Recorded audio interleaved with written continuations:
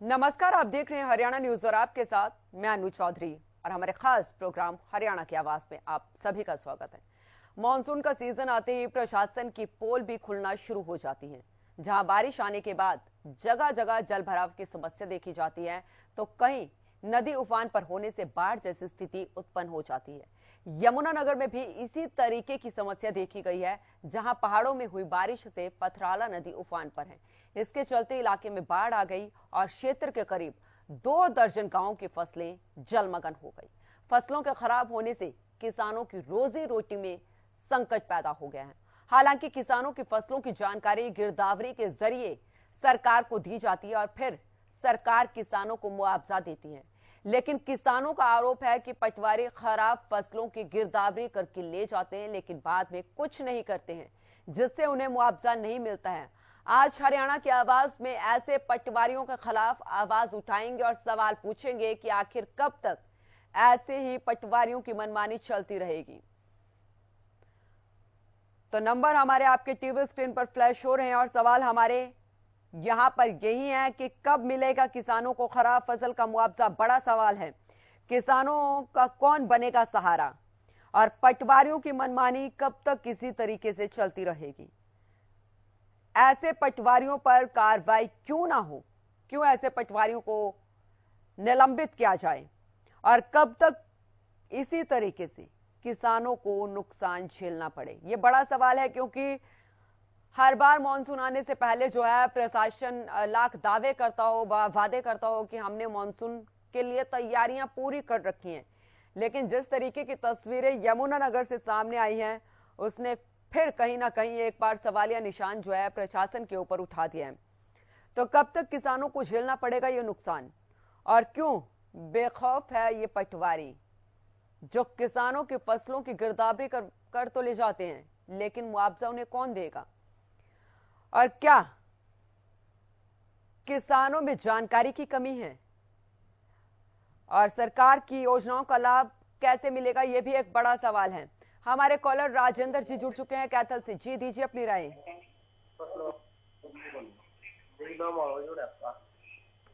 राजेंद्र जी, आप मेरी आवाज सुन पा रहे हैं?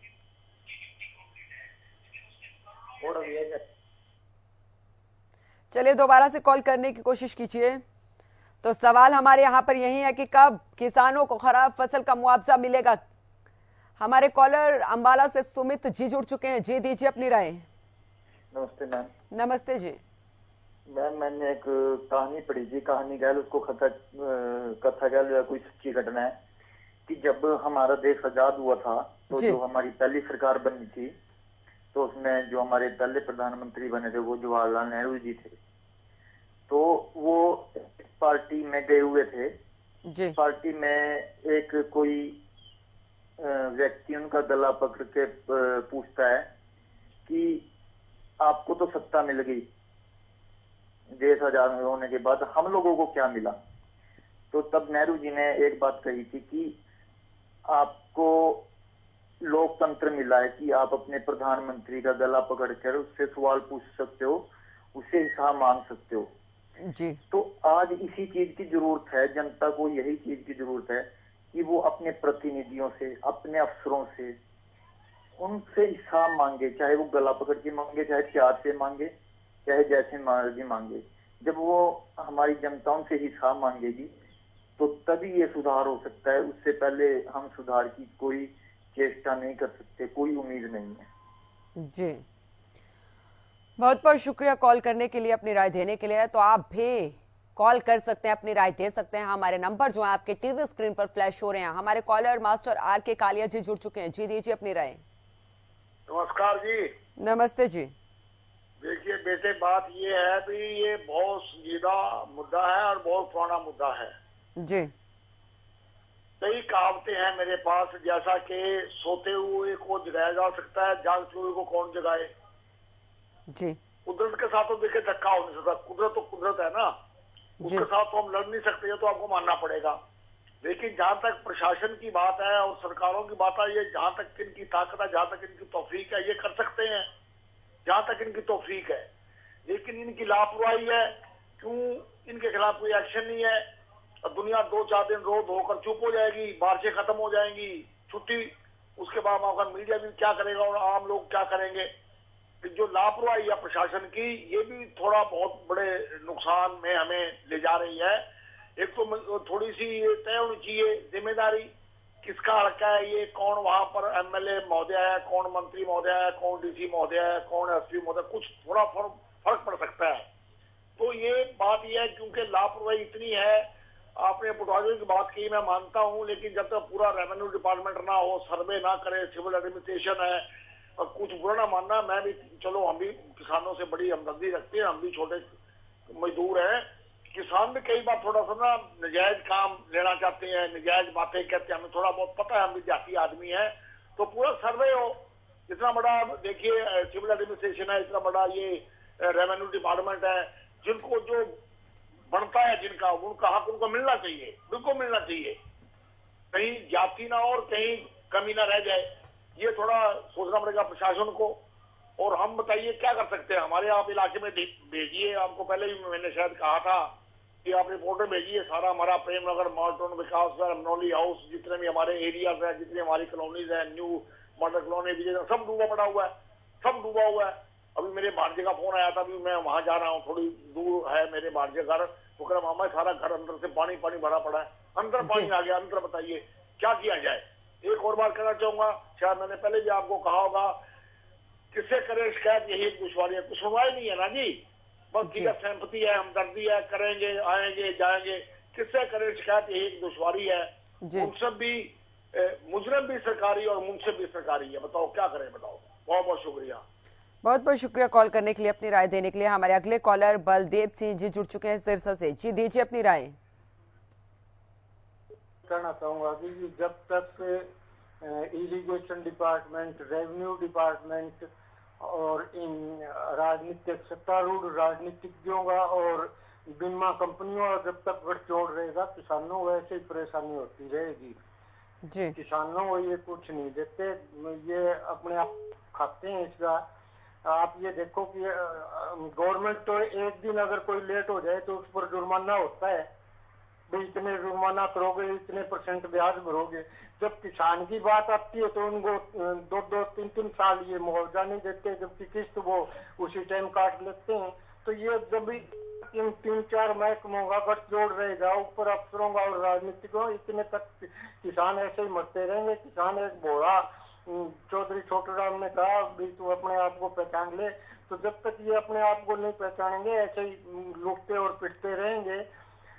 आप ये देखिए कि हरियाणा में किसानों का कितने इतना बुरा हाल है कि कुछ भी आज इनको ये आप ट्यूबवेल नहीं लगा सकते, आप ये से नहीं सकते, ट्यूबवेल लगाओगे तो आपको ये करना पड़ेगा। मतलब सारे भ्रष्टाचार के जो रास्ते हैं वो किसानों की तरफ मुंह किए हुए हैं। और खट्टर साहब ने तो इसमें सबसे ज्यादा वो कर रखे है, क्यों ये किसान है नहीं, ये व्यापारी वर्ग से ताल्लुकात रखते हैं, तो उनका ही ये फायदा कर रहे हैं कि किसानों का। तो किसान भाइयों को सोचना चाहिए, जात वालों को, कि जब तक खुद की सरकार नहीं आ जाएगी, चौटाला साहब की सरकार नहीं आ जाएगी, इतने तक ये ऐसे ही परेशान होते रहेंगे। क्योंकि जहाँ तक हुड्डा का ख्याल है तो वो तो उनके बंधुआ मजदूर हैं नेहरू खानदान के, तो वो कहेंगे वैसे करते रहेंगे। तो हरियाणा में तो किसानों का जब भी भला हो सकता है जब चौधरी अभय सिंह चौटाला और ओम प्रकाश चौटाला की सरकार आएगी, उसी दिन इनका कुछ भला होगा, वरना ऐसे ही पिटते और रोते रहेंगे। इसके बारे में चलिए, बहुत बहुत शुक्रिया कॉल करने के लिए, बहुत बहुत शुक्रिया अपनी राय देने के लिए। हमारे अगले कॉलर सूरज मल जी जुड़ चुके हैं। जी दीजिए अपनी राय। हेलो जी नमस्कार जी। नमस्ते जी। मैं ये कहना चाह रहा हूँ, हमारा ये गुहाने रोड से रोड निकला रही है और हमारी फसल बिल्कुल बो ही नहीं रही जी। इतना पानी भर गया जी वहाँ रोड, क्योंकि नालियाँ बिल्कुल सब पार रखी थी रोड वालों ने। और हमारे कम से कम आधे गांव में पानी की निकासी नहीं होगी और आधे गांव की फसल बिल्कुल बर्बाद हुई पिछले साल जी। और ना पटवारी कभी किसी का कुछ मुआवजा मिला, कुछ नहीं मिला। ये सरकार ने भी ऐसा किया, जो जमीन भी अब बिकने लग रही है, 5-5 करोड़ की 4-4 की जमीनें बिक रही है। पहले हमारे को गवर्नमेंट ने मुआवजा भी पूरा नहीं दिया जी। हमारे 5.5 किले करीब जमीन रोड के अंदर गई और उसके साथ में रोड बनाते समय बिल्कुल हमारे को कुछ भी नहीं मिला मुआवजा भी। और वो जो पानी भर जाता है अब फसल भी होने का कोई वो नहीं हो रहा। चलिए, बहुत बहुत शुक्रिया कॉल करने के लिए, अपनी राय देने के लिए। हमारे अगले कॉलर ज्वाला प्रसाद जी जुड़ चुके हैं। जी दीजिए अपनी राय। राधे राधे जी, वंदे मातरम। राधे राधे जी। जय गौ माता की। थोड़ा विषय बताएंगे जी प्लीज। जो किसानों की फसलें खराब हुई है उन्हें मुआवजा कब मिलेगा? देखिए, सबसे पहले तो मैं 100 करोड़ भारतीय सम्मानित व प्रतिष्ठित जनता से विनम्र प्रार्थना करना चाहूंगा कि मोस्टली जो है ना हमारे भारतीय किसान है, इसमें 60 करोड़ से जो लगभग जो है ना 50% से जो अभाव है वो किसान के रूप में अपना कार्य कर रहे हैं, देश की सेवा कर रहे हैं। और किसान को अन्नदाता, हमारे प्राणदाता भी कहा जाता है। उनको किसी प्रकार की चिंता करने की जरूरत नहीं पड़ेगी। 2014 से ये आपको संकेत मिल चुका है। मोदी जी ने जब से सिंहासन संभाला है देश की रक्षा के लिए, तो किसानों के लिए जो स्वामीनाथन जो रिपोर्ट आज लागू होने जा रही है जी, वो एकदम इसलिए नहीं लागू की कि इसका एक जो है ना भारी भरकम बजट है, वो एक किसान के लिए वेलफेयर नहीं है, ये पूरे भारत देश के किसानों के लिए वेलफेयर है। तो सोच समझ कर, जैसे 1 रैंक पेंशन डिफेंस पर्सन के लिए काफी समय से लंबा लटका हुआ जो बिल मोदी जी ने लागू किया है, वैसे ही किसानों के लिए स्वामीनाथन जो है ना रिपोर्ट अभी लागू होने जा रही है।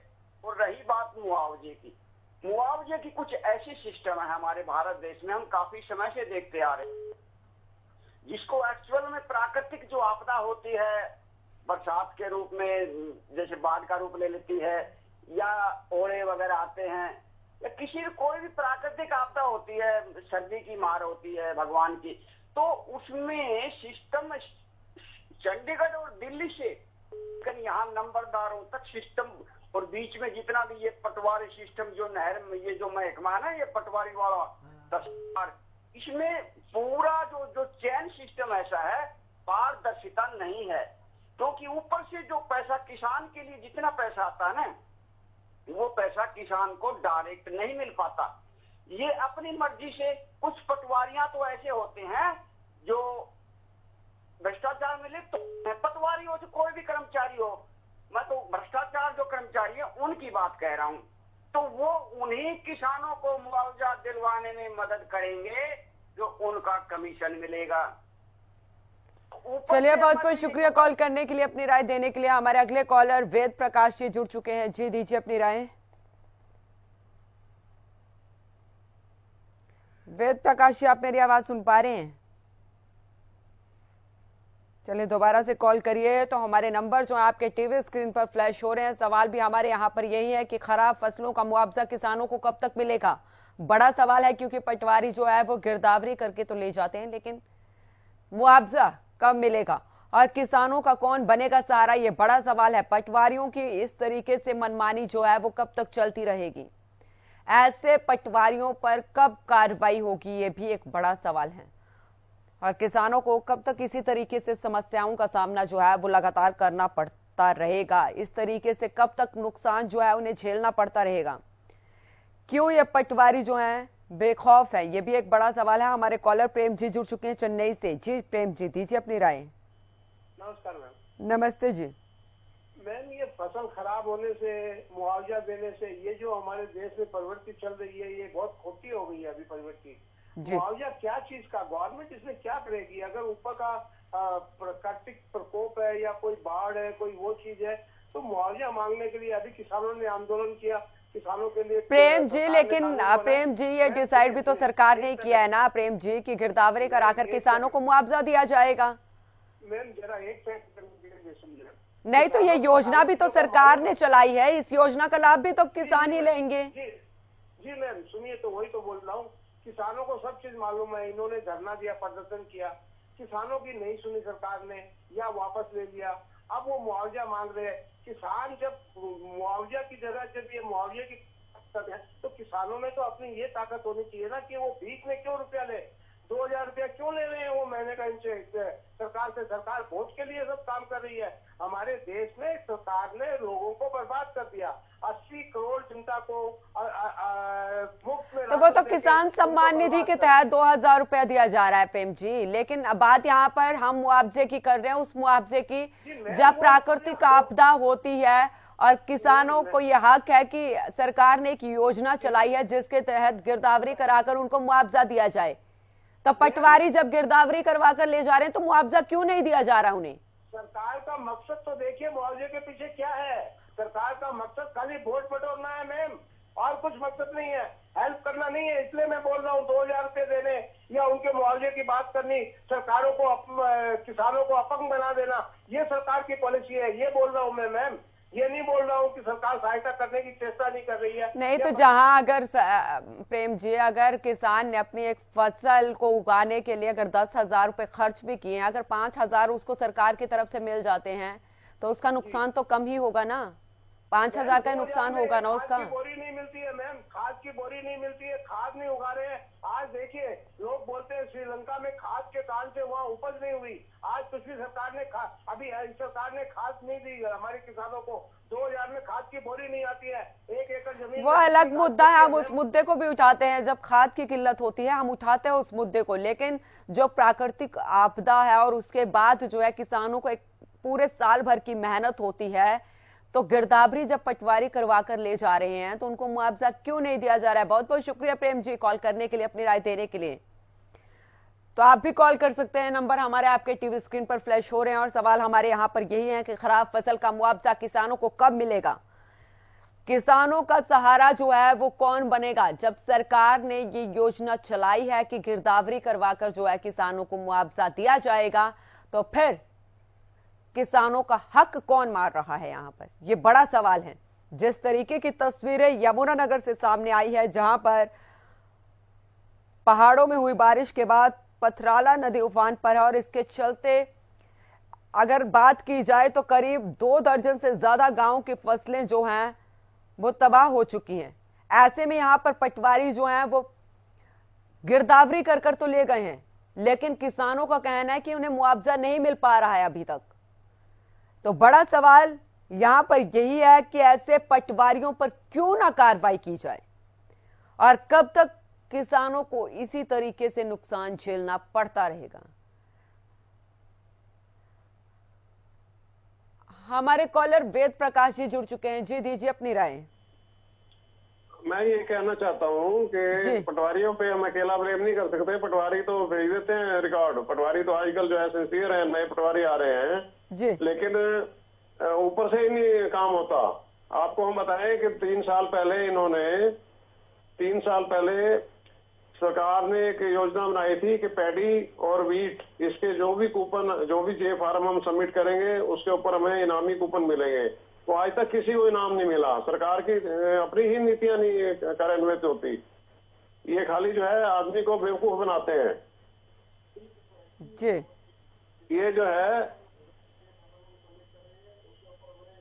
लेकिन वेद प्रकाश जी सवाल यहाँ पर यही है कि जब पटवारी जो है वो गिरदावरी करके ले गया है तो काम तो उसी का ही ना आगे भी करवाने का। गिरदावरी करके ले जाते हैं। पटवारी में सारे पटवारी खराब नहीं है, अगर कोई एक आधा खराब होगा, लेकिन पटवारी बेचारे मेहनत तो करते हैं। आजकल किसान कहाँ जाएगा? किसान कहाँ जाएगा?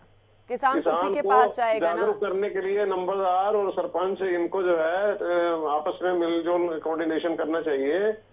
पटवारी तो जो है सारा दिन डोमिसाइल या टेस्ट करने में लगा रहता है। आप किसी भी ऑफिस में जाकर देख लो, बेचारे बैठे रहते हैं। नहीं, यहाँ पर तो किसानों ने कहा ना कि हमारी फसलों का गिरदावरी करके तो ले गए हैं पटवारी, लेकिन मुआवजा अब तक नहीं मिल पा रहा है। ये ऊपर से नहीं आते, इनके जो है एग्रीकल्चर डिपार्टमेंट और हायर अथॉरिटीज ने सैंक्शन करती है। चलिए, बहुत बहुत शुक्रिया वेद प्रकाश जी आपका कॉल करने के लिए, अपनी राय देने के लिए। तो सवाल हमारे यहाँ पर यही है कि सरकार के इन योजनाओं का लाभ जो है किसानों को कैसे मिले और क्या किसानों में भी यहाँ पर जानकारी की कमी है? ये भी एक बड़ा सवाल है।